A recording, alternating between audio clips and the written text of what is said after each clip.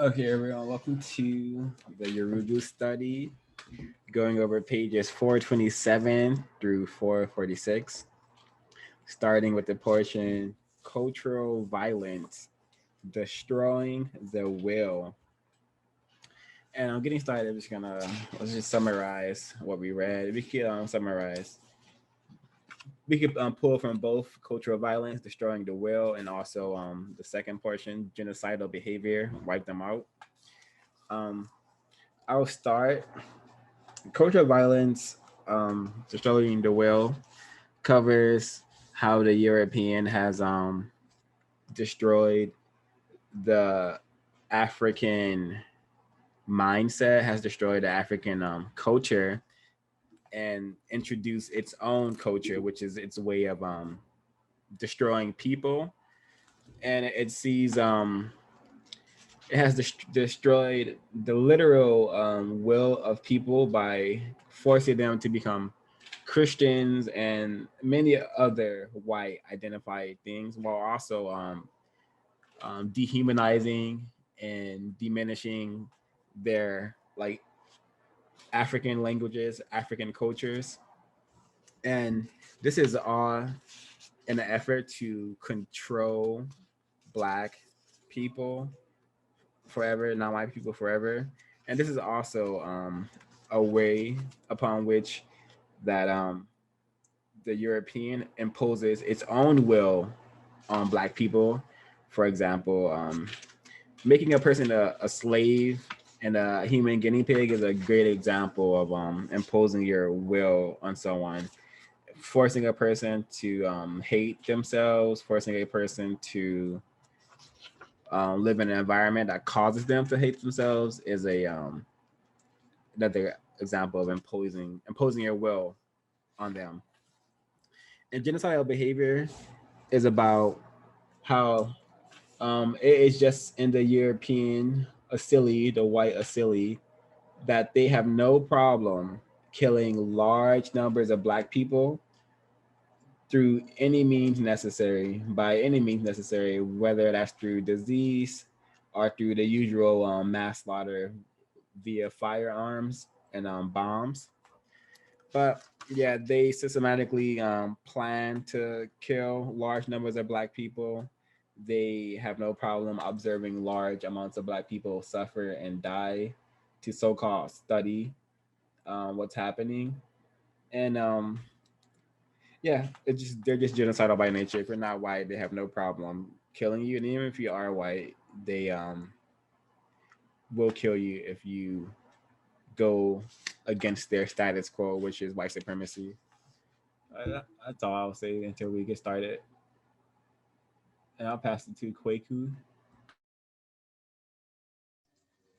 Okay, for me, starting with cultural violence, destroying the will, really coming to understand how not only has direct violence been used, but indirect violence has been used to, basically destroy the African and their will to resist imperialism, resist European control, and basically how the European went about that, with their various tools and resources such as Christianity, education, missionaries, etc., and how and the effect that it had on African people, and then genocidal behavior.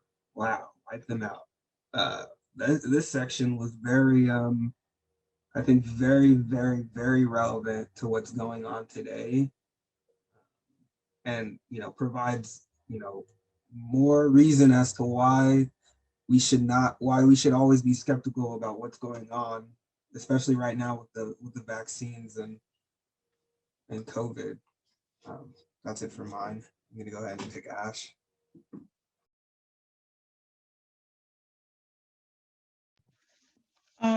For me, or I guess my interpretation of what I read, yeah, I agree with what was said earlier. Cultural violence, destroying the will, is about kind of like the pacification of the cultural other to the point where you don't really have to impose your will onto them. They'll pretty much do it for themselves and almost see it as like a form of status to be subjugated and to see white people at the top of, or European culture as at the top of a hierarchy. And she talks about using like religion and, oh, just a second, sorry.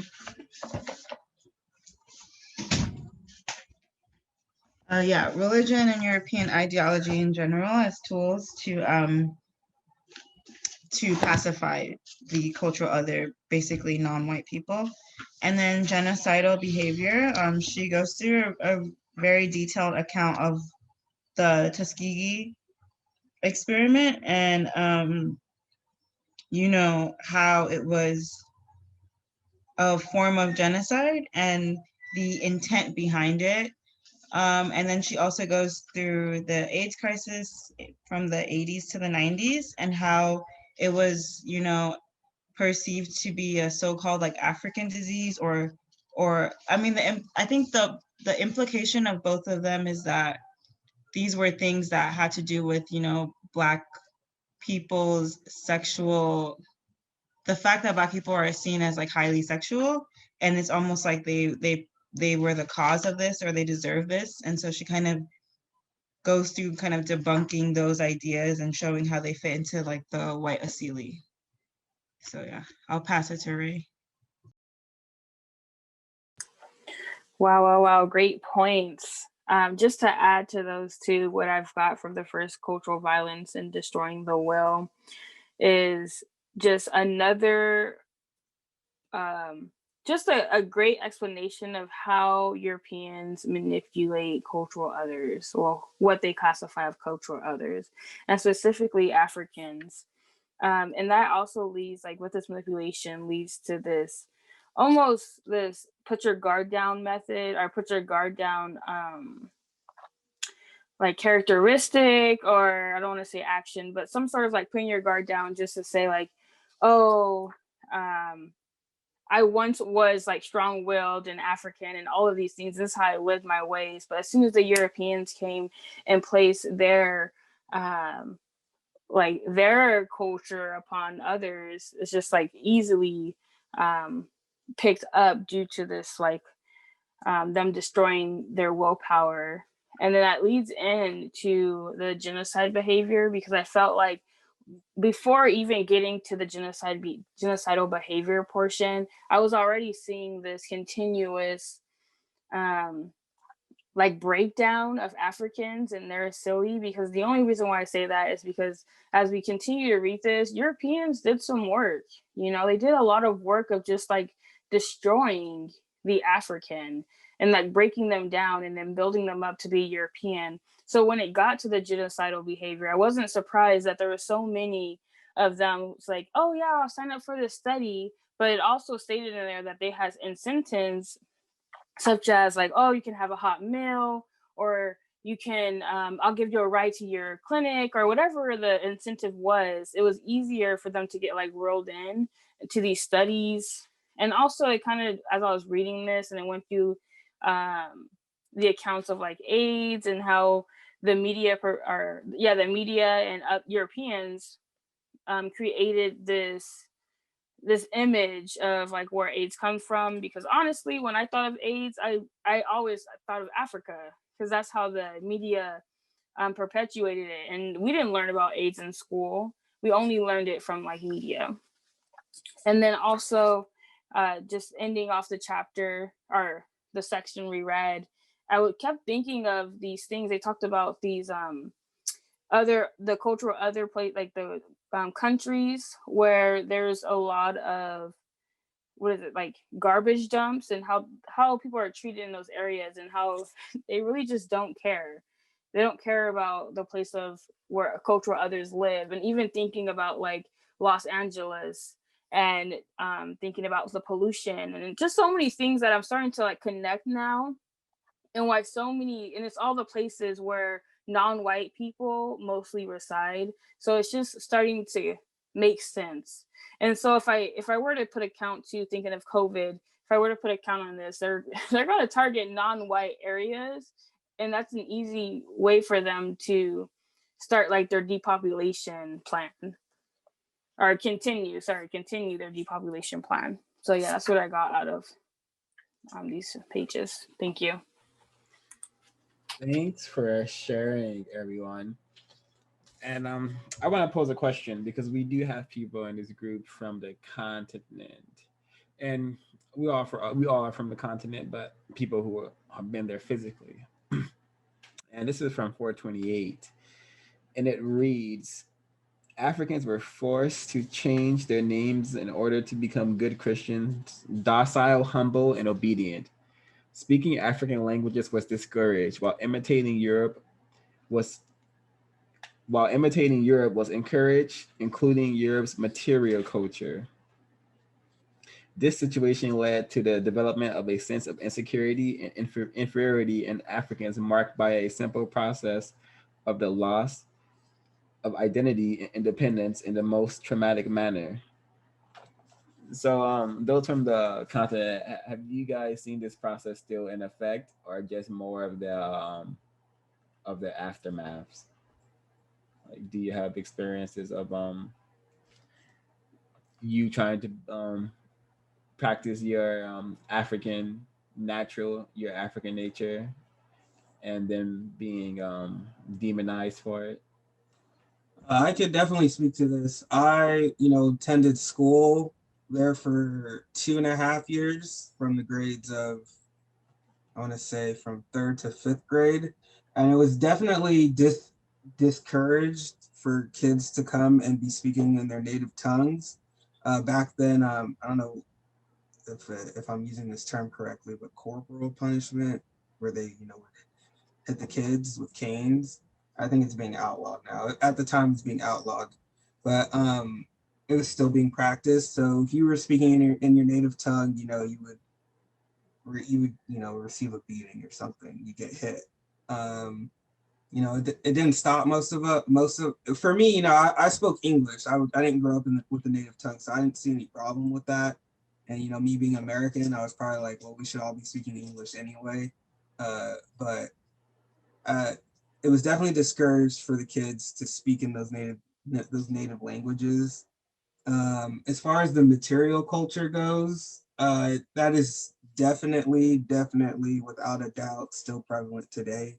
As recently as when I went back, last year or 2 years ago, I see this sharp rise in everybody, wanting the newest iPhones, the newest shoes, the newest, just it's like the roads that we walk on aren't even, entirely clean. So why do you want these brand new shoes?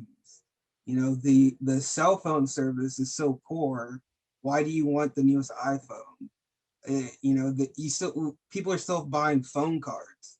It's not like 4G networks are set up like that. So it doesn't make any logical sense for you to want something so expensive, just because it's popular. I believe it's because it's popular in America and everybody seems to have it in America. They try to imitate that, and America is an extension of Europe. So I definitely see that. I believe it's still going on. Yeah.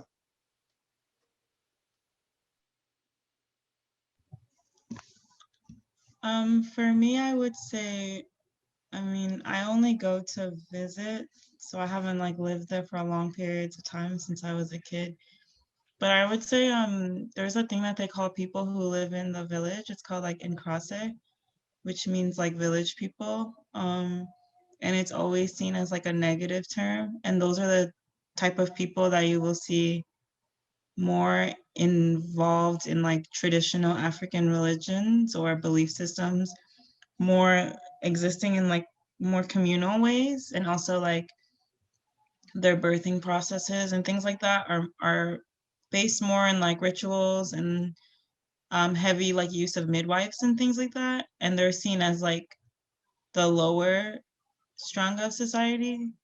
So I would say that is like a significant thing that um, the Africans kind of use, is like they use their language and the way that they refer to people. Like they even have a so-called cultural other and that cultural other is like who they and their ancestors were, if that makes sense.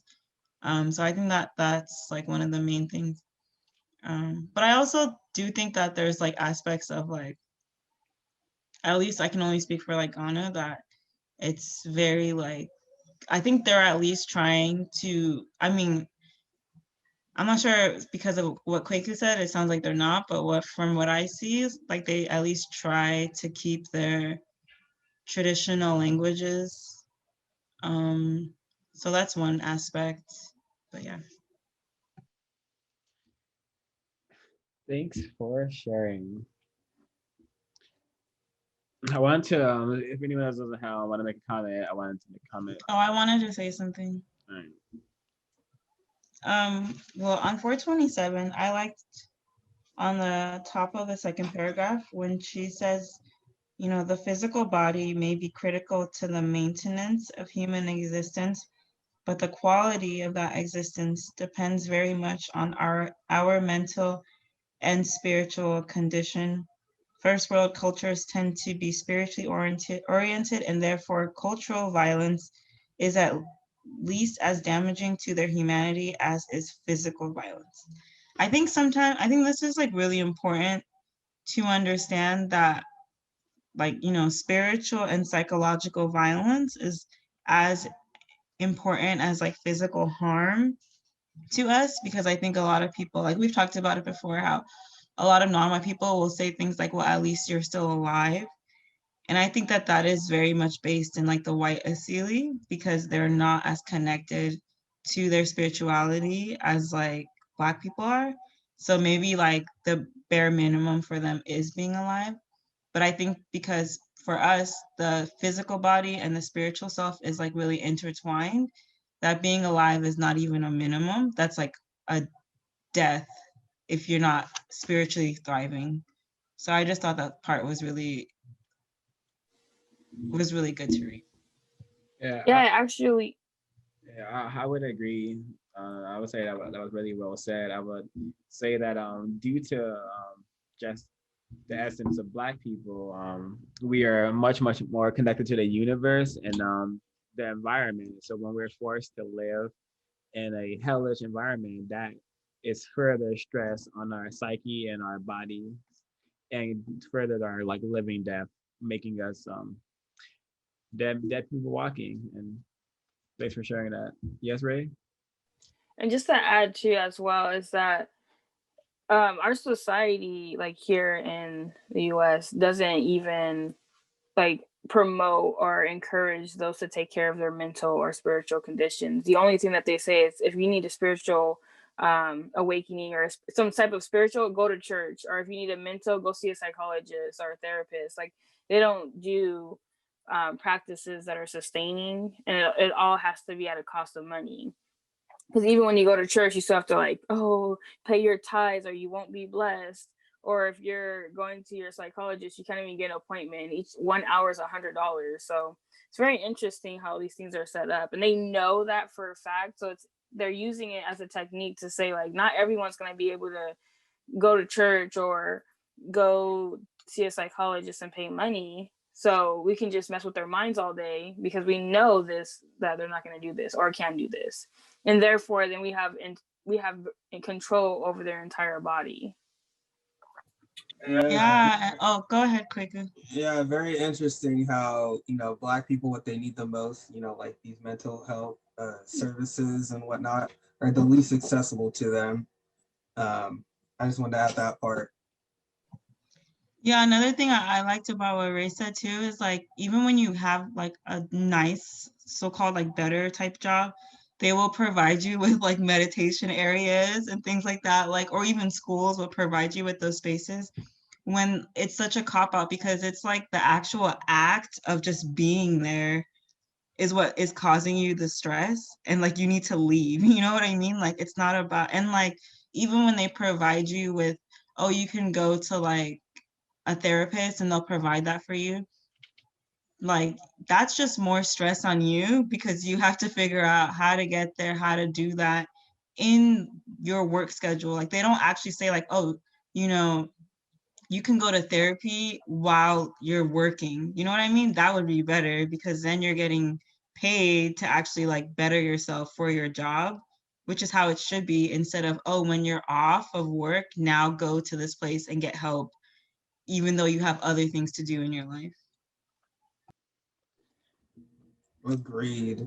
That's something, like Ray was saying, that's just in the society. The society, forces us to, use up so much of our time to benefit this machine, that we don't have time for ourselves. We don't have time to get to know ourselves. We don't have time to take care of ourselves. And when we are provided with these opportunities, they're such huge inconvenience for us. And, we would have to, take the initiative, make it a priority. But, many of us don't do that. We prioritize, making money, therefore, benefiting capitalism, working for ourselves. So I would like to mention one other thing too, is that oftentimes, like, some of the places where you need to go get these resources, they have an 8 to 5 p.m. schedule. So if I have an 8 to 5 p.m. schedule, and how am I going to go seek resources because I'm at work the whole time that they are open? So just a thought. Yeah, definitely not designed for people who are classified as Black. Anything that is gonna so-called help a person is gonna be hard for a Black person to acquire, for sure, on the system of white supremacy. So I want to go um why is this happening? Why is there a book club called Countering Race and White Supremacy? People learning about this stuff and using this information to understand the problem and hope to solve the problem. I think a good example of what is happening can be found on page 429. And not only about what is happening, but how it's happening. And it says she says, it is the nature of the European and behavior towards the cultural other to enact cultural violence against her and the attempt to destroy her spiritual as well and material culture. E.D. Morrow says that the destructive effects of the scientifically applied evils of Western exploitation are permanent. In its permanence resides its fatal consequences. It kills not only the body merely, but the soul. It breaks the spirit. It attacks the African at every turn. From every point of vantage, it wrecks his polity, uproots him from the land, invades his family life, destroys his natural pursuits and occupations, claims his whole time, enslaves him in his own home. White people long discovered that, hey, if I own this person, if I own this person's mind and body, then I own everything that that person owns, the land, what's under the land, what's around the land. So what they have done is created a system where they literally own all people who are classified as non-white, and it's through destroying our original culture, menticizing us to be unaware victims and slaves, and thus the system of white supremacy is refined and has been on a planet for quite a while now. Um, anyone have any? Yeah, I actually have a comment on that. Is there an echo? No, you're fine. Okay, perfect. Thank you. So when you were mentioning that, I kept thinking of like, oh, this starts in like the education system, because there's this thing of where they want you to be creative, but they don't.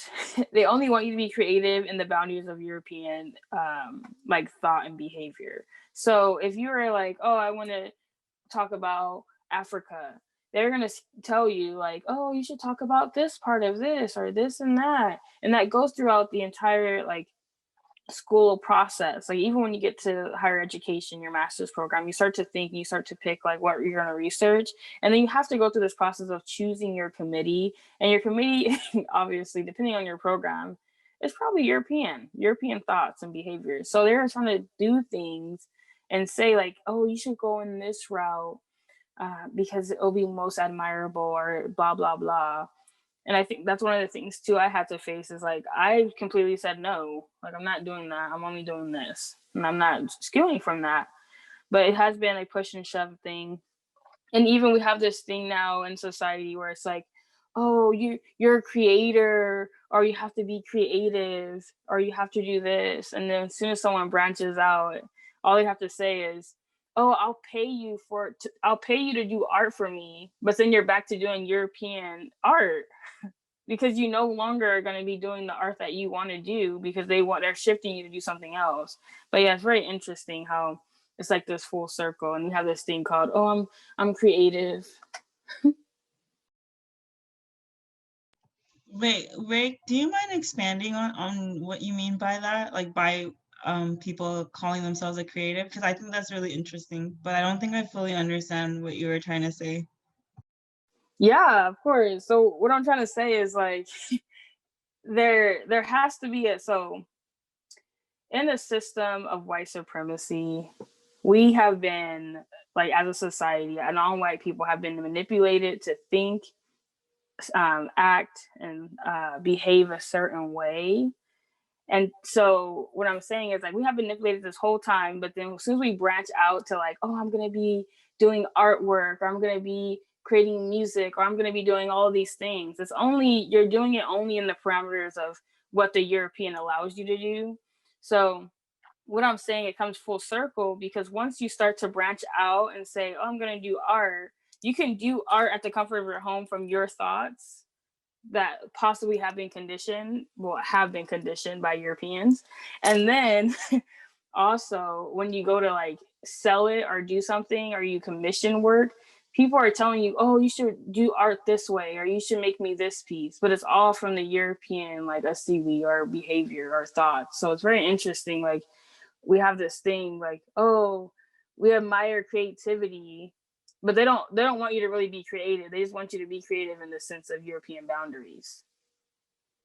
Does that make sense? Yeah, that makes sense. Thank you. I totally agree with everything that you said. Yeah, thanks for that clarity. I also wanted to add to what O5 said, because I also highlighted that part, and then I highlighted under it when she says a pacification or development program, whether a pacification or development program, the objective is always the same, and physical violence is just one, not necessarily the most devastating or destructive aspect of this endeavor. And that reminded me so much of the COVID relief bill. Like if you look into the COVID relief bill, and it's really long, but I think it's really good to read. Like there's so much money that's just going to all of these countries for all these so-called like programs, like, and it's just very interesting to think about, like the type of who's running these so-called programs, like who is getting the money for these programs, because a lot of it is like European or Euro-Americans going into other countries. Like I think some of the countries were like Pakistan, Cambodia, etc., and just perpetuating more European ideology into a lot of the people. I think especially like the women there. And I just think it's very interesting because they kind of always package it into a bill that we all need, and or so-called need, and so we'll like ask for it, and then they'll put all these things in there that are basically meant to like brainwash other people from other countries. Indeed, global system. You don't have any other comments to share from this portion, the section?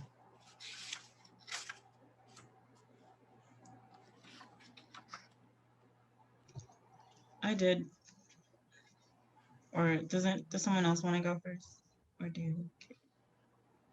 Go ahead, Ash. Okay.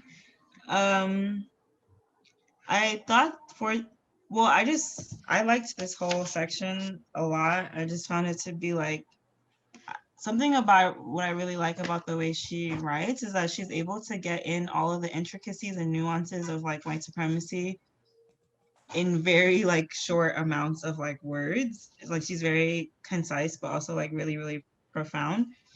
And so I liked the part on 430 when she says, well, I liked the part at first when she talked about the Chinese people coming to America. Because I actually read about it in Settlers, and I think it's always interesting the way that like every non-white group that has come to America has been like assaulted by groups of white people in many different ways, whether it be like through the legislation or like physically. Like, so I thought that was interesting that she put it in there. And then when she talks about how on 430 she says Europeans import majority peoples to do their dirty work and simultaneously deprecate them and rave about the negative effect they're having on their culture.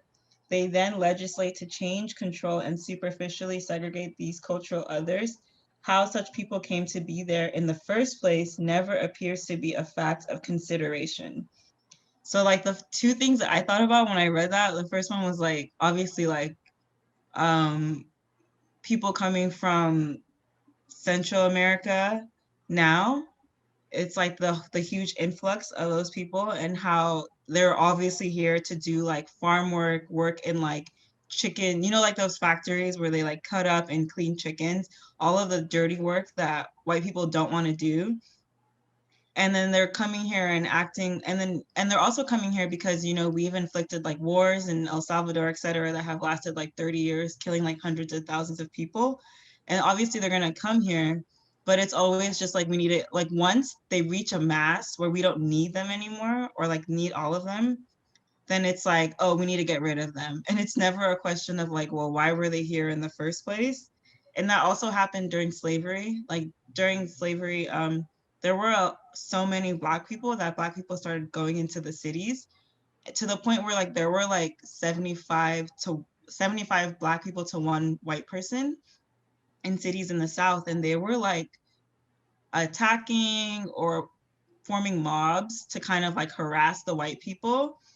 And it's like the white people were trying to come up with laws to get rid of these Black people or to put them back on like plantations because they were enslaved in the cities.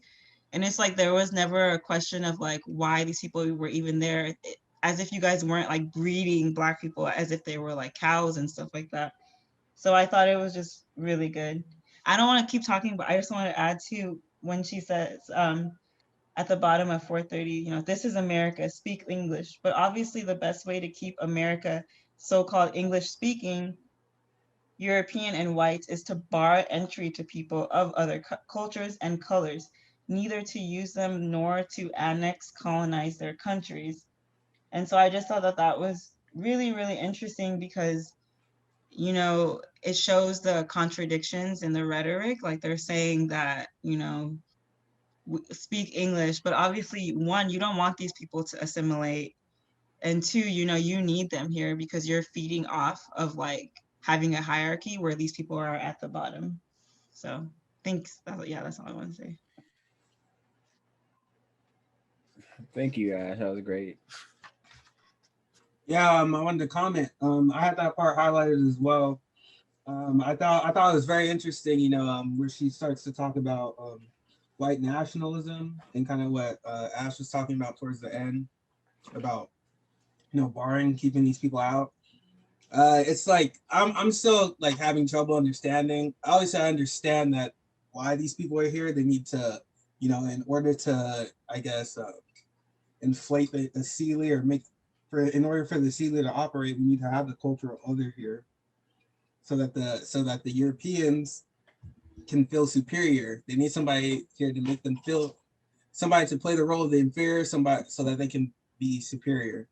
So it's like white nationalism. So now, then we have the question of white nationalism, where we have these people that, you know, are in favor of, you know, keeping these people out, and then you go to maybe the liberal, the white liberal who's oh, we need to include all these people. We're an inclusive, diverse nation.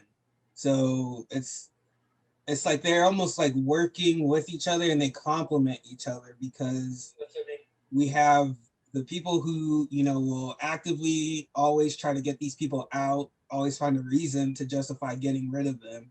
And we have the other side where we always have, oh, we need these people here. They have a right to be here. So you need to leave them alone, let them come to this country so that they can fulfill that role of cultural inferior. Or not cultural inferior, inferior. And what's also like really pernicious about the liberal is that the liberal doesn't say like, oh, bring them like the liberal, they're very careful about the words. You know, they say we want equal opportunity, right? Which is like setting them up for a trap, because it's already set up where if you're at the bottom, you're probably going to stay at the bottom. So those so-called opportunities never get you anywhere. They never say, you know, we want like them to have like not just equal, but have more access so that they can rise up. It's always just equal opportunity, which means that white people and Black and brown people would have the same opportunities. But where does that leave them? It just leaves white people still on top. So it's like really clever wording for the same thing. I have something I want to say, but I'm chewing right now. Give me a second. Yeah, I think that's hand in hand with their hypocritical nature. To like literally just as we are reading this book and other books we're reading, and we're able to see how like compare what we're reading to like the news and like the articles we come across, they just lie. To lie is just natural to them. They have no problem lying to us constantly. And it's such a shame that they have trained us so well to worship and trust them, yet they lie to us 24/7 that this is a free country, there's equal opportunity, that religion is like helping black people, helping people on planet Earth. It's just a lot of hypocritical nonsense that we like victims of white supremacy believe, because this is how effective they are at deceit and manipulating societies. Yeah, Ash brought up a good point when she talks about equal opportunity. It's now like we see them shifting from that to, using words like equity. And it's interesting because at work, apparently, the current president, Joe Biden, was talking about, use some executive orders that were kind of like an equity initiative. So talking about, creating, seeking out discrimination, using words like that, finding discrimination, making, creating equity. I can't get into the whole verbiage, but all I know is, be wary, But I bring that up because now we're talking about equity. So what does that look like? Because as far as I can see, for me, equity, in these positions would be, for instance, on the city council, most of those people representing the population, right? Instead, when I look at a city council where you have maybe 12 members, and you have 12 members on city council, nine of them are white, whereas the population in those cities the white population in that city is 33%. So that doesn't, is that equitable? No, it's not. Instead, what they're going to do with this diversity and inclusion is just get more people into those, those lower level positions, those working class positions where they don't actually have any power. They don't actually make any decisions that influence their communities. So I'm definitely like witnessing the change from this equal opportunity to this equity. And it's like, we all know what equity is, but I understand that that's not what you intend to do, right? Those are all just words that you're using to, get your election or get people to vote for you.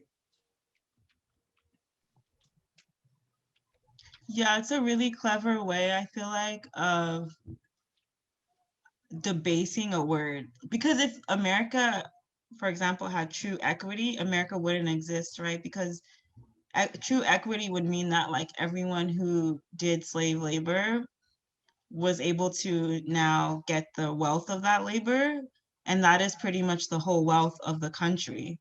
So therefore, like the country would not exist, you know? So I think that that's what they have to do, you know, they have to basically devalue the word to the point, like every word gets devalued. Revolution doesn't mean anything anymore. You know what I mean? Like, and so this is another tool of just like devaluing a word until people are asking for equity in terms of like, I don't know, something that is not actual true equity.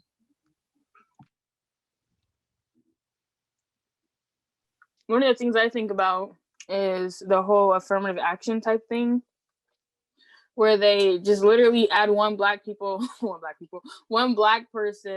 to the staff, and they're just like, oh, this is diversity and inclusion, and hold one workshop that's 30 minutes or 20 minutes, and then that's it. And it's on the lunch that is free, that you don't get paid for.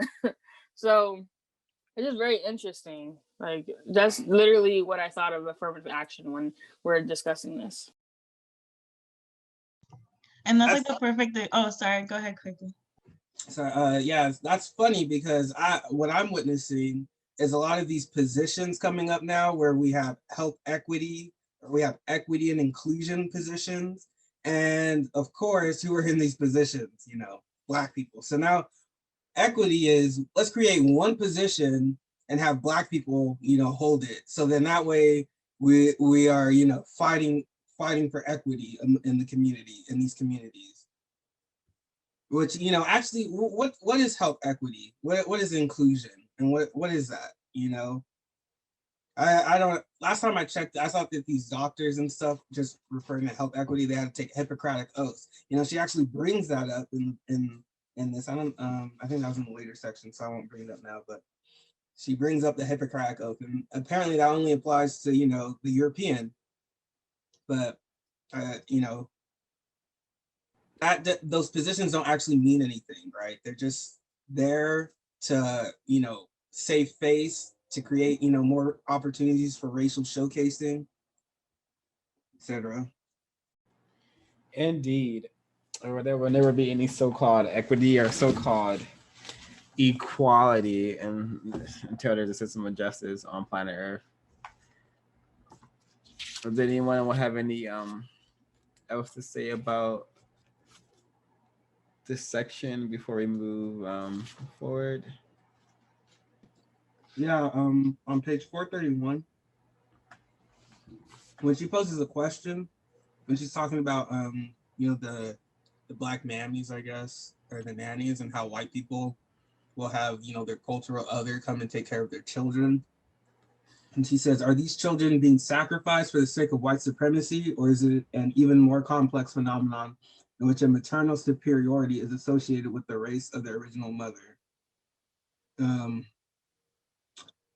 I found that interesting because, you know, we've raised the question before, so why white people don't care about their children? You know, they have their enemies, so-called enemies, taking care of their children, raising their children, so they must not care about their children. But is it, you know, she brings up that point, is it more complex than that? Are we just like, I don't know how to explain it, right? This phenomenon that she's suggesting, but could that be the reason why? Possibly. I really actually had that part highlighted as well, and that comes up a lot during slavery. The slave child, which was like often probably 13, 15, can often be found like raising these white women's children, breastfeeding them and all, and they spent their entire life taking care of white children.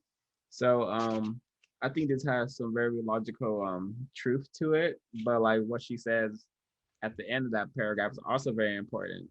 Whatever the answer, is for us the essence of exploitation. So no matter in any way we're involved in anything involving white people, it's a form of exploitation, a form of mind rape, and a form of being dominated by this system of white supremacy. Yeah, I thought that I highlighted that part too. That part was so good. I went to New York once, and that was the first thing I realized too, was that all of these blonde-haired, redhead kids in strollers, and all the people pushing them were like these Black Dominican women, and all the kids knew Spanish. It was super interesting. And I personally think that, white people, like what she talks about in the first chapter about how white people have formed, made this dichotomy where it's like the spirit is separated from like the logic. So like they see themselves as like logical, intellectual, and then they project onto Black people ideas of like spirituality and connectedness. And so like those ideas in their mind would be like, yeah, you would be the perfect nurturer because you're the first people, and because you like are always, like one thing I noticed is that white people see Black people as like the sacrificial lamb, or like the pathetic kind of person who's always sacrificing for others.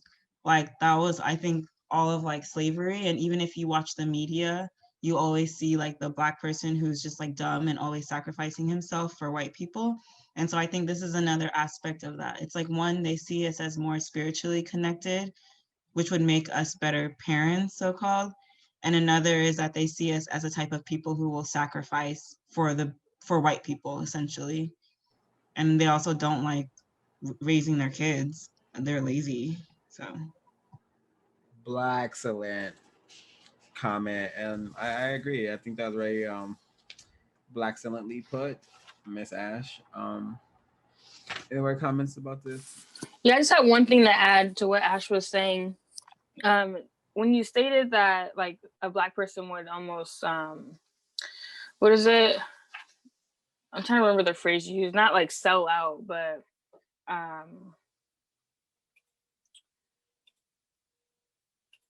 like sacrifice. Thank you. Yes, when you talked about black sacrifice and sacrificing themselves to like the European, I think it's more like it's that power dynamic that has been implemented in their brain for so long. That's like they'll sacrifice anything for a little bit of power or a little bit of money or a little bit of the things that materials that they think it will make them powerful. They'll even leave their kid behind in order to reach these goals. Just wanted to add that.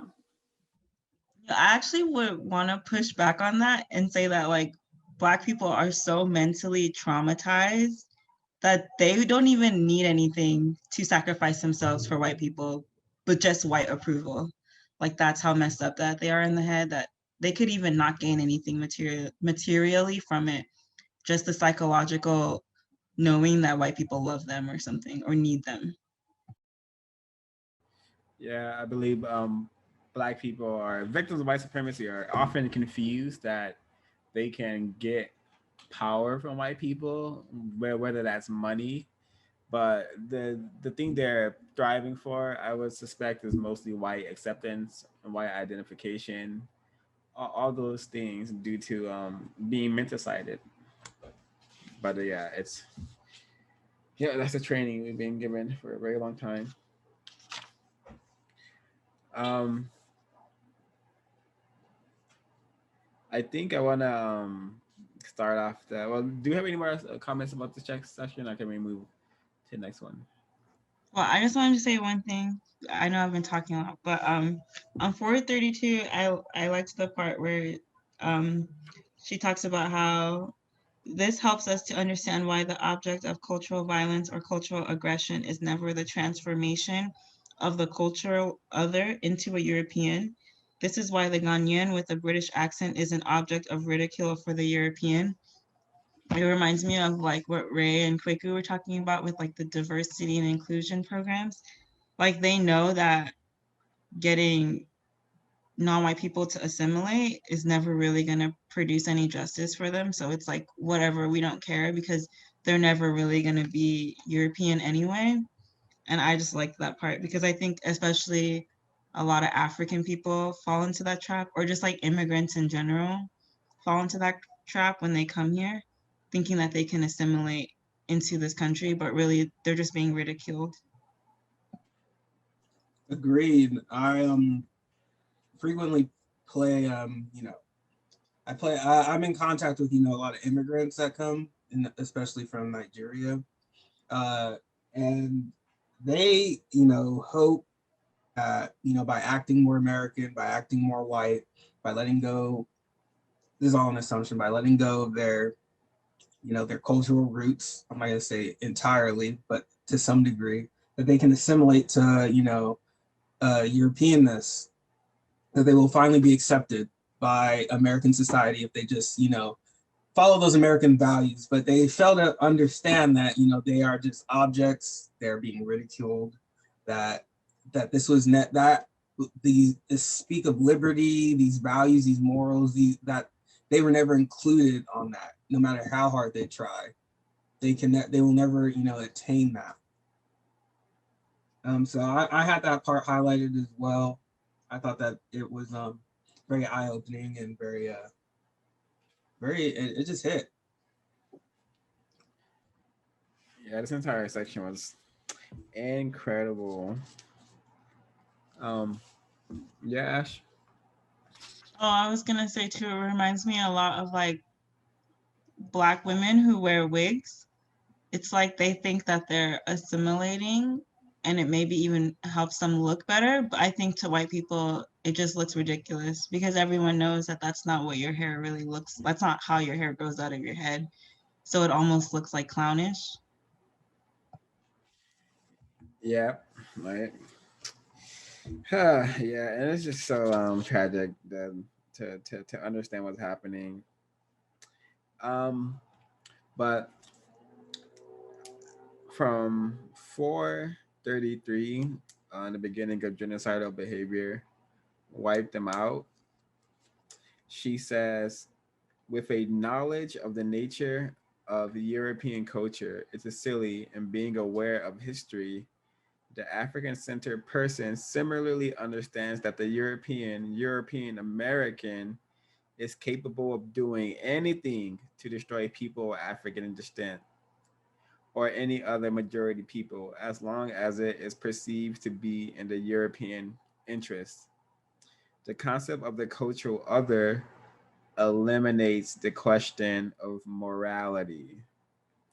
So I think it's really important to understand getting into this discussion because they have no morale when dealing with black people. And this is how Trayvon Martin can be murdered in the street. This is how Sandra Bland can be murdered in her jail cell because we're just not, they don't care. And that's the reality. Um, I do have questions, but the first portion is about the Tuskegee. So maybe someone may have something that they want to share from that area. Yeah, I wanted to comment on it. I know I want to shout out the book club for the reading that we had. I wouldn't know as much as I do about the Tuskegee experiment unless we had that that reading. So I'm glad that I did. So now I have like some pretty good context because I know people know about the Tuskegee experiments. I don't know how much information or how in depth they know, but it seems like Ash kind of mentioned it. Things start to lose their value, and I can see Tuskegee losing its value because when you're talking about vaccinations now, oftentimes Black people, without even any kind of help from anybody else, they'll jump to, oh well, this could be another Tuskegee all over again. That's why people don't want to get the vaccine, blah blah blah. But really, like that has a lot of huge significance, and it shouldn't be something that's just like ignored or not given the significance that it deserves, because that's a very traumatic experience, and where people were trusting the American government to provide solutions for them, and just like how we're doing now, relying on the American government once again to provide us a solution for the COVID-19. And I don't understand how if you ignore that, it seems like if you don't pay attention to that or give it the significance it deserves, we're just going to keep making the same mistakes over and over again, because it can easily be seen that this could be another one of those. It may not be, to the height, to, the, what's the word I'm looking for? Maybe to the, like, it's not going to be so known or so obvious to people, right? But like the opportunity for what's going on now to turn into Tuskegee is still very high and still very much there. So I just wanted to state that I think people are definitely undervaluing or not even recognizing the importance of something like Tuskegee. And I'm mainly saying that because I have a whole event that I'm doing, and it's so revolving around the vaccine and getting, I'm not going to say convincing Black people, but, providing information on why they should be getting the vaccine. So my spirit is twisted right now. Yeah, it's really diabolical how they operate, because like, I wouldn't put it over them to mess around with the COVID, engineer it, or allow it to kill more Black people, and then like down the line for them to say, hey, if Black people would have just gotten the vaccine, not that many of them would have died, which is the kind of what happened, what they did with the syphilis thing. And I'm going to read from 433. She says the cleverness and deceit of Europeans as cultural group is systematic and effective. Syphilis, a notorious disease resulting from sexual license and non-hygienic practices of a morally decadent European society, was introduced to indigenous peoples all over the world during the European colonial penetration and its aftermath, in some cases decimating whole populations. Then, centuries later, the disease becomes associated with the victims of European contamination, while Europeans admonish each other against contact with cultural others, lest they be contaminated by the disease that originated among them. So they can, down the line, blame Black people for COVID, which is, I wouldn't be surprised. They love to blame Black people for everything. And I think that was a really important passage. The cleverness and deceit of the Europeans is systematic and effective. And you bring up an interesting point, something I didn't really think about, but right now, as it stands, Black people are, the lowest, the most people resistant to getting the vaccine. Therefore, they're probably, among the people that are the lowest vaccinated. And easily you can see them, turning this, flipping it around and blaming it on Black people because they don't want to get vaccinated. So thank you for that insight, because I wasn't thinking about that, but I should have been thinking about that. Purpose of sharing ideas with the book club. Yes, Ash? Oh yeah, I just wanted to say that I agree. I think that it'll be definitely blamed on Black people very soon if the vaccine rollout doesn't go how they want it to. I also wanted to add that I thought I also highlighted that part, and it just reminds me of being younger and like not wanting to tell people that I was African, because being associated with Africa was always like dirty people who have diseases. And it's just so interesting how much of like everything is just a projection. Just like we read in Delectable Negro, like a lot of it is that they're actually the dirty people. They're actually the ones who are spreading diseases everywhere. They're the ones who are very like sexually uninhibited and have like low sexual morale. So I just thought that was really interesting. Yeah, this reminded me too, because I was actually taught, because I didn't experience what Ash experienced, because I think at the time when I became aware of AIDS, I was living in Ghana, and they were teaching us about AIDS, and I was in the fourth grade. I didn't need to get to sex ed class in middle school to learn about AIDS and learn how to protect ourselves and how, to avoid, like, to minimize AIDS. So it's like everything that they were saying, it just doesn't match up. Like it's very, like Ash says, a huge projection that, Africans can't understand because they don't have, they don't have the means, or they don't have televisions in their house, or they can't modify their behavior.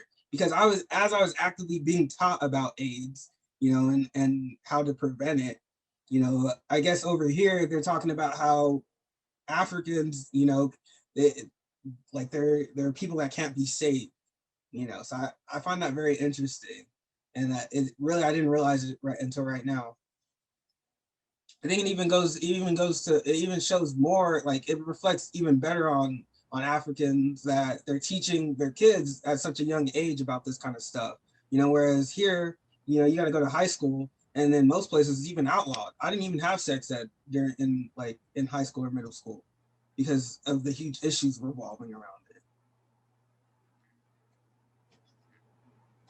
Just another thing to add too, like,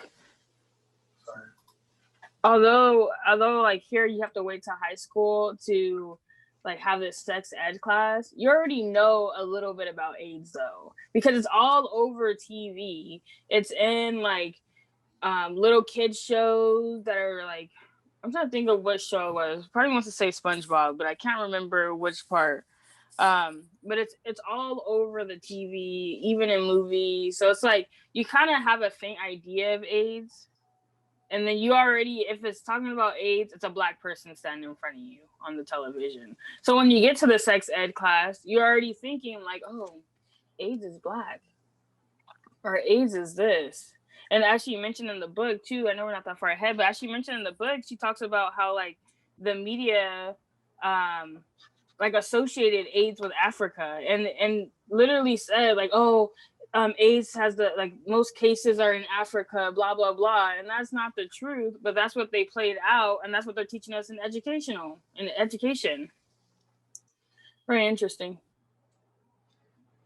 Yeah, that's a good segue into my question for beginning to talk about what we learned about AIDS. So the question is what? Oh wait, before we talk about AIDS, I just wanted to say one thing about the Tuskegee experiment is that she talks about here that the only person that is ever implicated is like Eunice Rivers, the black nurse. And people are always like the hardest on her, like, how could you do this to your own people, etc.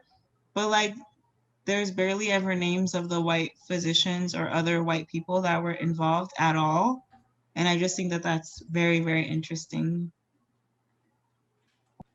Yep, I was even gonna say, because on 434, where they talk about, she says the physicians involved in the service of the United States government can be charged with anti-human genocidal behavior that makes hypocritical nonsense of the Hippocratic Oath. So it's like these physicians are under oath. They violated those oaths, yet their names are never mentioned. Do we even know if they were brought to trial, whether they were convicted of any crimes? Yeah, all we hear is the black nurse that turned on her people. And so all we know is to hate that woman, or taught to hate that woman because of what she did to our people, or her people. I'm gonna speak, very that's why, it's codified to talk and blame white supremacy, not her. Exactly. So what did we all learn about the so-called AIDS epidemic this section? Does anyone like to start? Well, I learned a lot, and mainly for me, what I learned is, how they are doing exactly the same thing they did with AIDS, how they're doing it again now, even with the verbiage. Because on 437, she talks about how they don't know, how they have all these contradictory, conflicting findings. They use things like, there is no proven case in which AIDS has been transmitted by casual contact. Objects touched or handled by people with AIDS are not contaminated and need not be feared. The only possible exceptions are objects which might be contaminated with blood, especially razors, etc. And then they say, don't worry, It's an extremely fragile virus. Yeah, at the same time, you're told that it is lengthy or slow with an incubation period of 7 years. Statements abound such as there is no evidence that, and there is only a small risk that. So I for a very long time have been noticing, just because, my parents watch CNN, I don't watch this stuff, but thankfully I was around when they were watching it. But how, one day they say one thing about the virus, the next day it's changing. One day they're sure about something, the next day they're not so sure. And they just keep going on and on and on with this, just kind of like scaring everybody, making it seem like, well, we don't know. I don't know if that's their intention, but it makes me like, you don't know what you're talking about. You have no idea what you're up here talking about. And you're really just, I don't know what you're trying to do, but I know you don't know what you're talking about. So therefore I shouldn't be trusting what you're saying. But most people, or some people, this is an assumption, they go out and they think, well, if he doesn't know what he's talking about, my only hope is the vaccine, because I can't become properly informed if the experts don't know what they're talking about, So I just see this, I just see a lot of like this, I see a lot of this repeating and happening currently right now. That's my biggest takeaway. So it just lets me know that they've done it before and they're doing it again.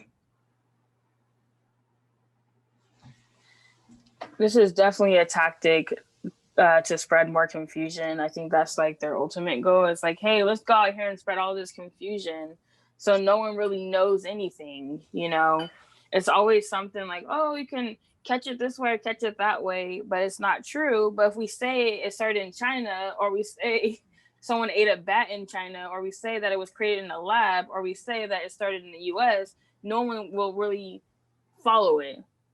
So at the end, let's all just make a conclusion and say the same thing at the end, and then everyone's going to believe us because they've been so confused. They just need something to believe.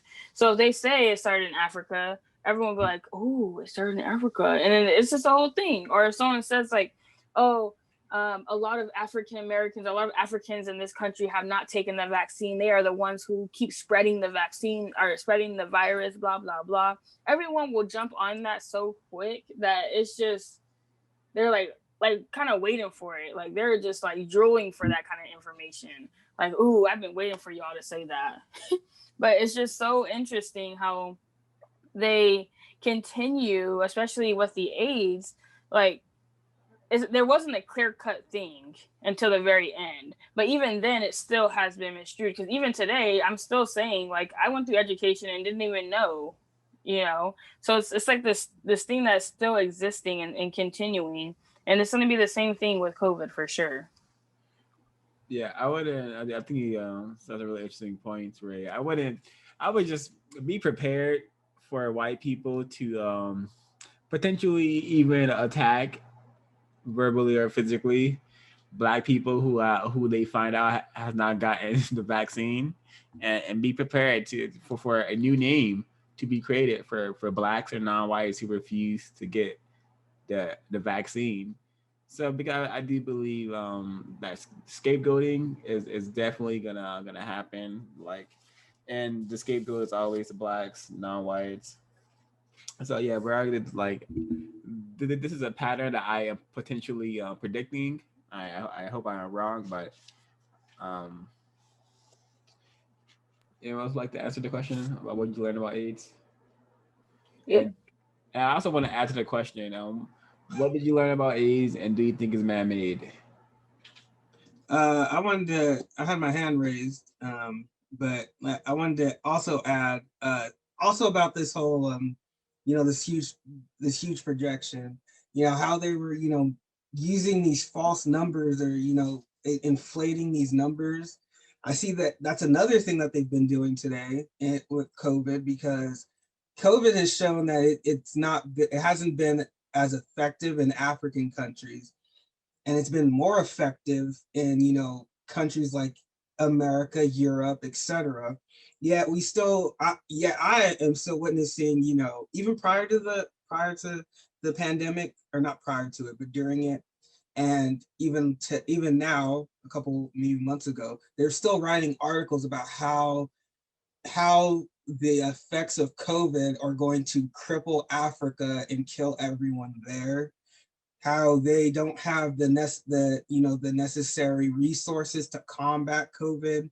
Yet, just like in this, when she was talking about how they came up with a cure in Kenya, I don't see anybody writing an article talking about how has Africa been, dealing with the COVID response so well. How are their cases so low? So it's like, and it's very suspicious also with these new variants popping up. This is just my opinion, as always, but it's very suspicious how these variants are popping up. How it's in South Africa, one of the one of the African nations with the most white people on the continent, probably, and then we have a UK variant in Europe. Yet, I don't know what you want to make of that, but that tells me something, that there's something going on.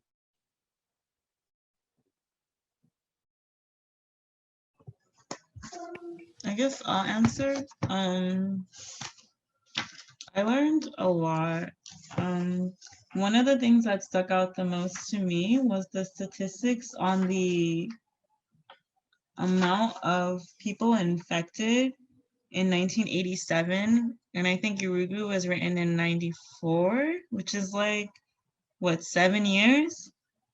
So that's just insane to me that there was like 44,000 cases, almost 5,000 cases in the whole continent of Africa. Like, that's so little if you think about the whole continent and how many people are in Africa. To become like a disease where there's like millions of people, it's just very sketchy, personally. And it doesn't really add up. I also thought that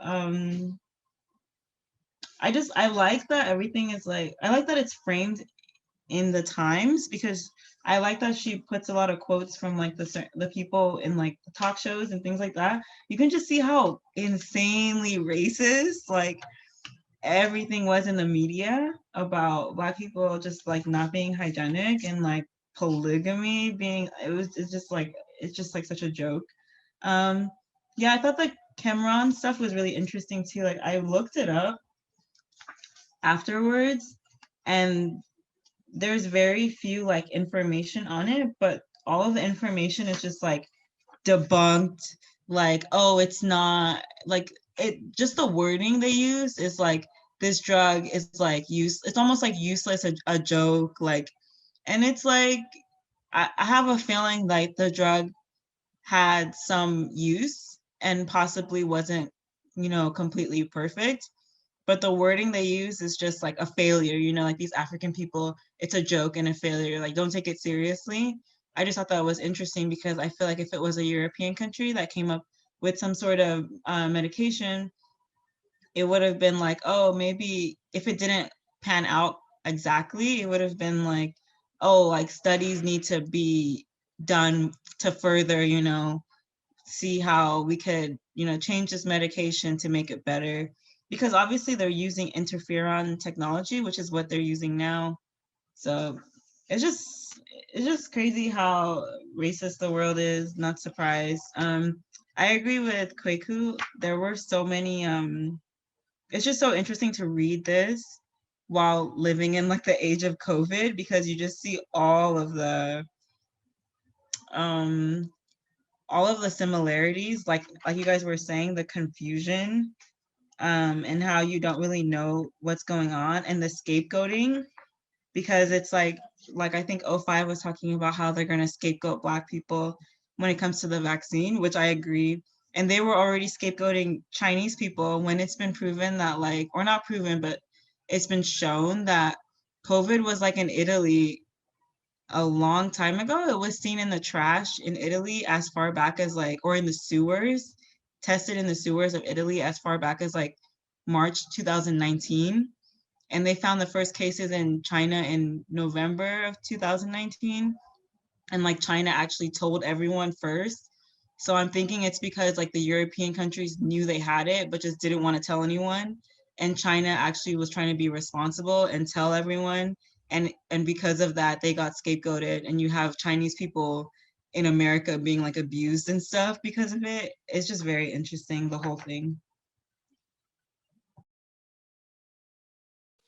One of the things that stood out to me as I was reading through the AIDS section was how AIDS has been associated with the male homosexual community, and especially in the United States. And then also on page 438, it states that homosexuality is not associated with African civilization, since African cultural values place priority on male-female conjugal relationships as the basis of the extended family and for the procreation of children. And it's just very interesting when they say things of like homosexuality. And I know we have previous discussions about this, especially where we're stating associated with other things, but for the purpose of AIDS, just thinking like if this is associated with homosexuality, and homosexuality like wasn't entirely a thing there, like it wasn't just like half of the population is a homosexual, whereas in the United States half of the population is, you know. So it's very interesting how it plays a role. Like maybe you have like in Africa a few here or there, whatever, a small group, but that means if it's associated with homosexuality, the numbers won't match up to even match here. So it doesn't make sense. But that was a very interesting point that was pointed out there. And then also the part where it talked about how like, oh, can AIDS have been like maybe possibly an accident? Like maybe the two viruses were crossed and it could have been just an accident that had been killed. And I actually thought about it. I was thinking about it really hard. Like, oh, it's just some accident that just happened. But it didn't make sense. And I came to the conclusion, like, no, it was, I believe that with your other question, 05, that you mentioned, like, I believe it was man-made. Like, I feel that someone in the lab was like, oh, let's mix some, what is it, bovine and Visna virus together and create this thing.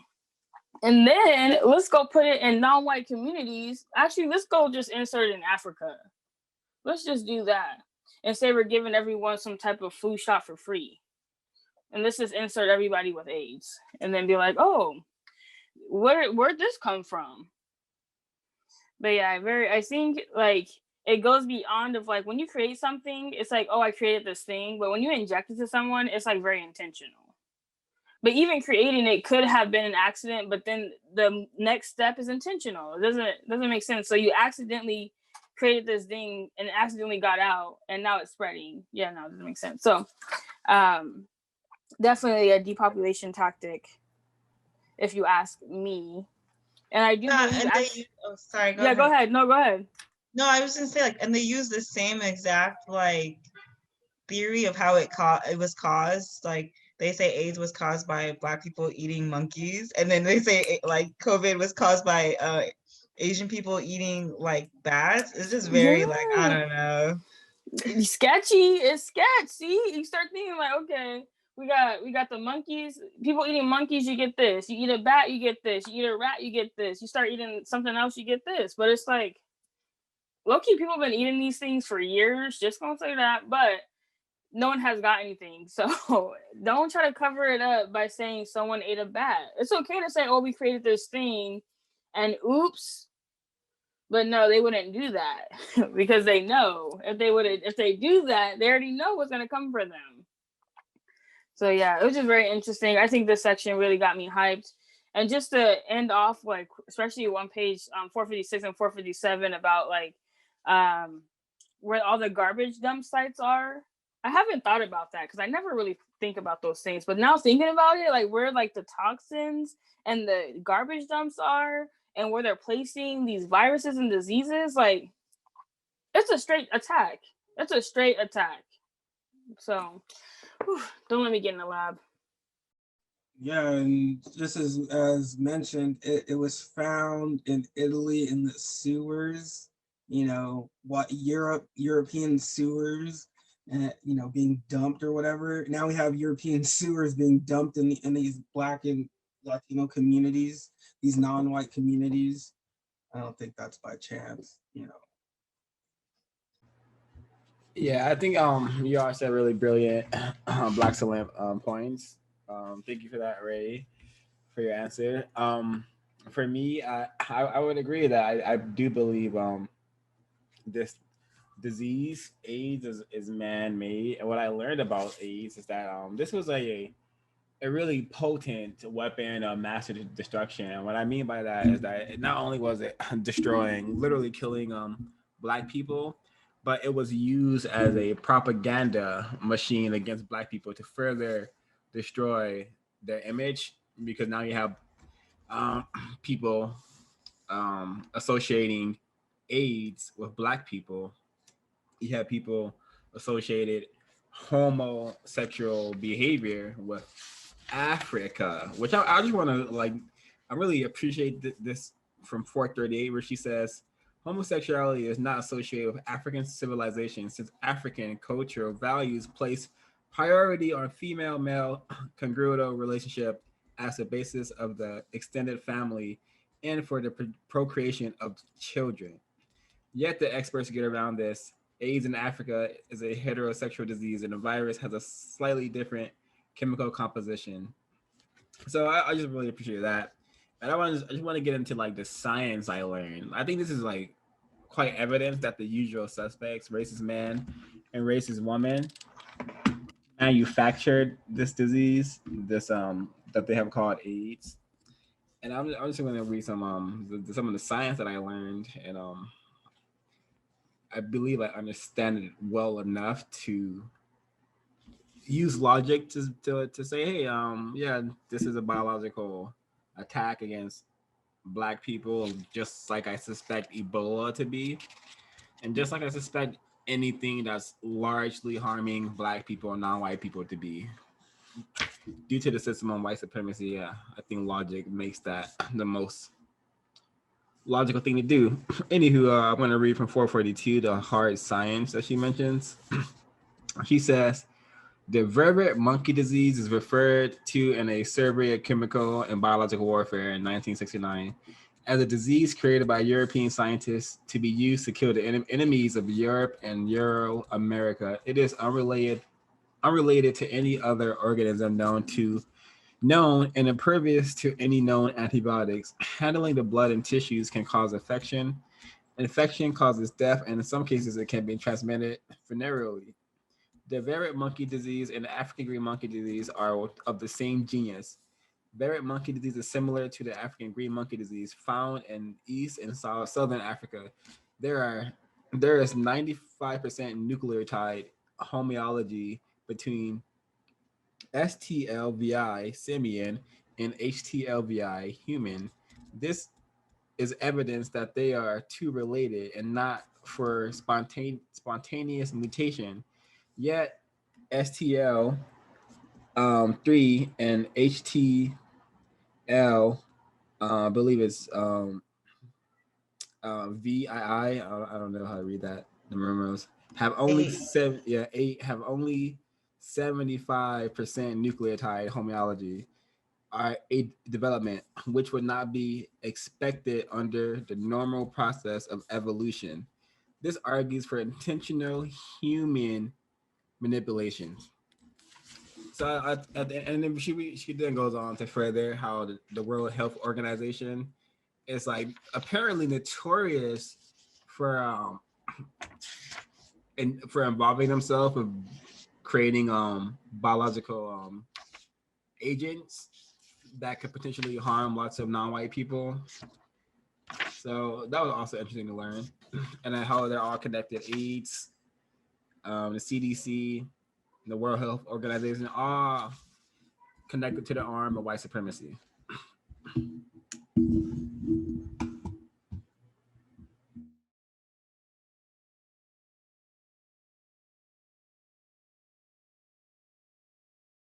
Yeah, also I wanted to comment and add, like, I can also see how this, like, a lot of this is a like a cultural, like a form of cultural violence,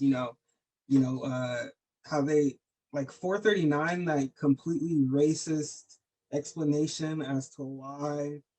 I'll just read it. It says, the picture was one of disaster. Why did the future look so bleak for Africa? The experts said because of cultural differences, lack of communication, sexual practices, polygamy, and the fact that Africans quote unquote like to have children. The premise was that the spread of AIDS could be controlled by better public understanding. I realizing, during this discussion, this is a form of cultural violence. Saying that, indirectly, that the reason why these people are going to suffer from the AIDS epidemic is because they're culturally unable to understand, or their culture doesn't allow them to do the things necessary to prevent this disaster from happening. So this is, another form of cultural violence, and one that is also being used today with the COVID-19 vaccines, when they are talking about how susceptible Black people are and why they also at the same time don't want to get it. It's because I can see them using the same exact reasons: cultural differences. They like to play loud music, who knows, and all that. But this is definitely a form of cultural violence, aka indirect violence of white supremacy. Yeah, I think it's also interesting too with the COVID is like, well, right now they're saying that they want to give it to Black people because Black people are the most common essential workers, or most likely to be essential workers, which is interesting because it's like, why don't you just close things down so that Black people don't have to be working, so they don't get exposed to the virus? But that's like not ever like a thought process. It's just like, it's almost like they're providing a gift to essential workers. Like, we're here, this is a way we can save you. When it's like, why don't you just, actually have a shutdown? You know what I mean?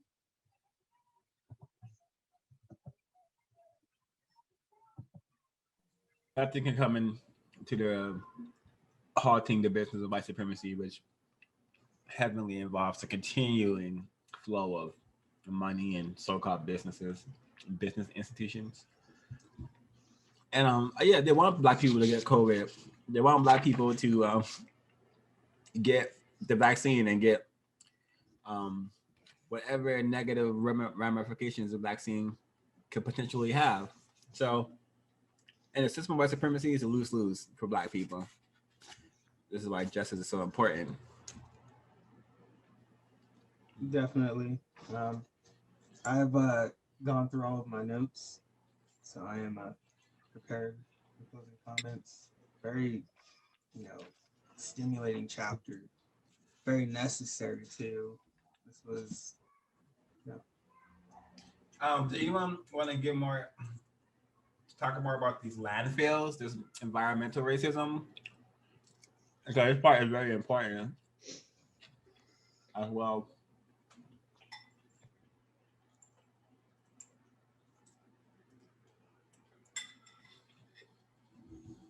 Yeah, I really liked, or I learned a lot from that section. I just there's a book by Harriet Washington. She's the person who wrote Medical Apartheid. I think it's called A Beautiful Thing to Waste, and it's about environmental racism against Black people, and how like it actually causes like brain damage for Black people. So I think it's like a good book to read. I'm also reading this book right now that's about slums, and how slums are just like have manifested in like every non-white country to this egregious extent. And when you think about areas that have slum and like sewage, and usually where those slums are, it's like where the waste of the main city is. It's just very scary to think about. And it's also very scary to think about how much is like not in our control, in terms of like, there's this documentary about the bananas, how they grow bananas in like Colombia. And they use pesticides and stuff that are banned in America. And they spray, if you watch videos, they're like spraying this stuff, and the farms are right in front of people's homes. And there are cities where children are being born with like huge like disfigurements and things like that. Not to mention that like Colombia has a huge Black population that a lot of this is happening to. I just think it's really like an important thing that I think a lot of people don't think about.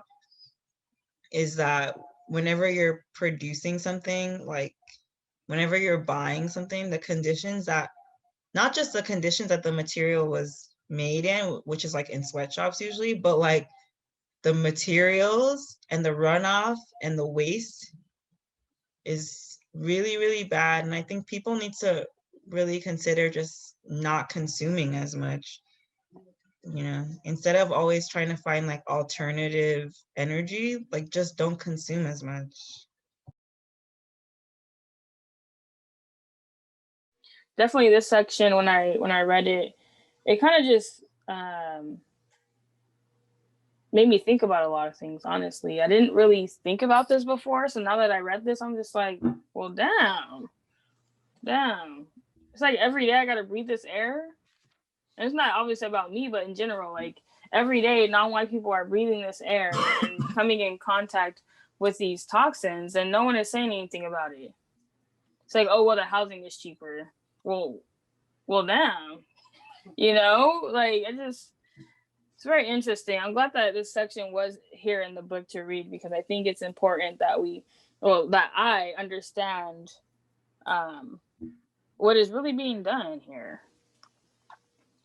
Yeah, I think I'm really grateful to have been able to learn this, and just want to thank Marimba Ani for this portion on 436. I think I'm gonna read some of it because it's so important for this to be in the airwave somewhere. And she says, there is, of course, another facet of the European genocidal assault on the health of first world and majority people. Toxic waste is dumped where we live.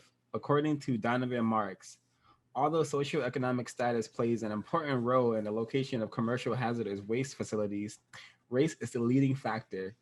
3 of the 5 largest commercial hazardous waste landfills in the United States are located in mostly Black or Hispanic communities. These landfills account for 40% of the nation's estimated landfill space. 3 out of the 5 Black and Hispanic Americans live in communities with 1 or more uncontrolled waste sites. 60% of the total Black population, 15 million, live in communities with 1 or more uncontrolled waste sites. Cities with large Black populations like St. Louis, Houston, Cleveland, Chicago, Atlanta, and Memphis have the largest numbers of uncontrolled toxic waste sites. Los Angeles has more Hispanics living in communities with uncontrolled toxic waste sites than any other metropolitan area. So, I can give her an account. I used to live in Los Angeles, and there's a area called Industry City where there's like so much pollution happening there and smoke 24/7, and I was oblivious to what this is doing to the environment, but not only the environment, to the people. Like living surrounded by filth, smoke, toxic waste is slowly killing people, producing cancers in people, and just totally not good for anyone, especially the people who are classified as Black and non-white. Yeah, like, and if you think about too, like what's so called like the Black Beverly Hills, which is like what, Ladera Heights, that place is right next to an oil field. Like the nicest area that black people live in California or Southern California is filled with like polluted air. So I think it was important that she made the distinction that like race is the leading factor. Um, yeah. Yeah, and I just want to like comment more on the assault of like poison in the form of trash, landfill, toxic waste being exported in these Black countries, and in these countries are punished for saying, hey, I don't want your trash, I don't want your toxic waste coming to my country. It's already bad enough over here thanks to you guys. But on the same page 446, she says, first world countries are considered garbage dumps by Europeans. We are, after all, for them, the cultural other, garbage. Nigeria, between August 1987 and May 1988, almost 4,000 tons of toxic waste was dumped in cocoa Nigeria. As a result, the people of the small port town were seeing a corresponding increase in the number of cholera patients and premature births. There's a long list of assaults where there's like mercury being contaminating marshes and the Magwenwi River and Haiti. The government is attempting to stop them from dumping fertilizer in their area. From Philadelphia, it's like, well, how is Philadelphia garbage ending up in Haiti? It's like, oh, white supremacy. If you know white supremacy, you will know why that's happening. But this is like we're getting attacked from all fronts. You know, trash, toxic, poisons, 24/7, psychological warfare from entertainment, TV, and this was a eye-opening chapter. Yeah, it's epic. I have no more notes, but you want to comment on anything I said? Yeah. Oh, sorry. Yeah, just to comment on what you were talking about. It kind of makes me wonder, like, African Americans or just Africans have like these random illnesses, like they always say, oh, it's like diseases that come, what they say, like generational diseases and like all of these things. But I think it's not even generational diseases. I think it's just because we live in places where there's smog every day. We breathe it in like every single day of our life, and they're causing us to behave or to formulate some illness or something, you know. And it's just like we can't even think properly because the air is toxic to us. So it's just very interesting that when you brought that up, I was just thinking too, and like especially when we're pregnant, like when women become pregnant and we have to breathe these airs and these toxins all day and live by oil fields and oil places, like that is not healthy for babies or us. So it's like, what do you expect, you know? So Tack. Yeah, I completely agree. Like, I'm very skeptical about all of the Black people are genetically disposed to these certain type of diseases. It's like, I think it's all propaganda. I think a lot of it has to do with like Black people living in sites where biological warfare is happening. And then that coupled with the fact that we're constantly have access to food that is poisoned too. So it's like we're not even taking in the proper like antioxidants, etc., to help fight off the potential diseases we get from all of the things that we're breathing and stuff. So I think it's those, and then the stress of just being Black.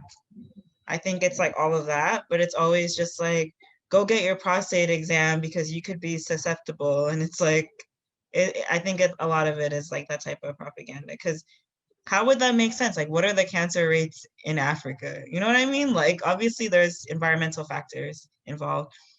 And like, even with the Dakota Access Pipeline, like that whole controversy started because they were trying to put that pipeline in white people's neighborhoods. And white people didn't want them fracking in their neighborhoods because they knew it would mess up the water. So then they were like, okay, we're going to go to where these Native American people live and do it. And think about how easy it was for white people to get those corporations to just not frack in their area, versus like these are just middle class white people, versus like these indigenous people who literally had to have like people from other countries come and help them protest, like all of this, people have someone losing an arm, like all of this crazy stuff, just to be like, can you not put this oil, like, can you not frack around here? You know, it's crazy.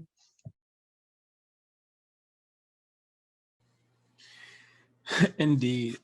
Well said. I would add that like our total environment is poison. Like where we live, the things we have to breathe, the things we have to eat and call food. And then yeah, that definitely explains so-called generational diseases. I have a friend who passed away from cancer, and her mother died shortly after her. And I'm like, okay, I now don't understand white supremacy. I'm like, okay, this is their environment where they live. Maybe in Georgia, definitely probably played a role, and also the poison that the white supremacists put in our food and whatnot also play a huge role. And even in my family, every male gets some form of cancer. And now I'm understanding, well, the system of white supremacy creates this total toxic environment for non-white people. You know, I guess they brought it with them out the caves or something. Anywho, that's a good segue into our closing comments. Anyone want to start?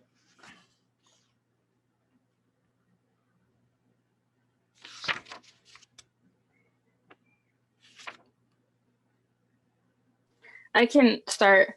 Just to close out here, I have to be very brief, but just to close out, one of the things that, to summarize the pages that we have read, is that all of this is intentional, for the purposes, I believe, of depopulation, or for the purposes of getting rid of Africans. And Africans, melanated people, and I also believe too, is that this wasn't just an accident. It's not like, even going into life now and we're talking about COVID, it's like things aren't just accidents. So it's just very important to be wary about those and to really do your own research and to kind of learn for yourself what these things is, because after reading this, I did not know the amount of just like, even just like, not the amount, but just the misleading information. Like, obviously I know about like media and all these things, but just like the continuous misleading information, and we're still here and people are still wondering why Black people don't want to take a vaccine. Like, how is that even, doesn't make sense. Like, why are you still wondering that, and you know all of this information? Or you're just stupid about it and you don't know, or sorry, ignorant, and you don't know about this information. But it's like, at least try to go find information before you put on a whole COVID town hall telling people to go take a vaccine. That's my closing comment. Thank you.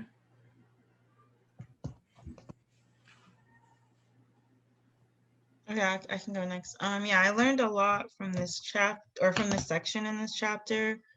I agree with what Ray was saying about these are tactics of depopulation, especially because now we as like non-white people are not even producing any labor for white people. So I think there's even more incentive to just get rid of us because they see us as like an economic burden. In general, I learned a lot about the psychological basis for, you know, how Europeans pacify us. And I also learned a lot about the Tuskegee experiment and a lot about the AIDS epidemic. And it's very good that I learned it and put it into this context, because I can apply it to all of the epidemics that are going to happen, because they're always happening. So, yeah. Thank you. For me, it's very much like what you have mentioned. The population tailoring, controlling the number of people on planet Earth through killing them in large numbers through germs and diseases.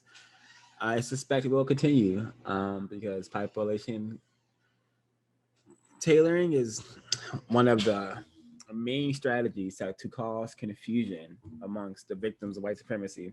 So I'm glad this book covers it. I'm glad that this book covers something I've always thought. I remember watching video that I would always see like these landfills where Black people are, and I always wonder like, why are these landfills here? Like, who put them here?